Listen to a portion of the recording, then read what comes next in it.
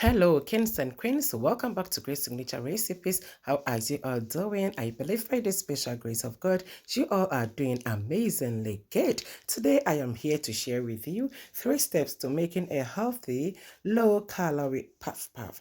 Number one ingredient to use for this recipe is wholemeal flour, also known as wheat flour or oat bran flour. These are high in fiber and low in calories.